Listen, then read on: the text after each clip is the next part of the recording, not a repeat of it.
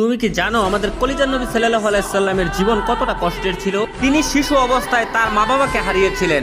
মানুষ তাকে এতিম বলে গালি দিত, তার পবিত্র গালে থাপ্পড় মারত। অসহায় নবীর কান্না ছাড়া আর কোনো পথ ছিল না।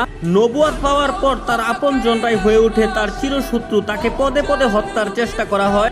মানুষ তার শরীরে ময়লা আবর্জনা ছুঁড়ে মারত, তার রাস্তায় কাটা বিছিয়ে রাখতো। মানুষ তার শরীরে পাথর মারত। মানুষের ছুরা পাথরে নবী করিম সাল্লাল্লাহু আলাইহি সাল্লামের দাঁত মুবারক শহীদ হয়ে যেত। নিকৃষ্ট পাষাণরা নবীর পবিত্র মুখে থুথু পর্যন্ত ছিটিয়ে দিয়েছিল।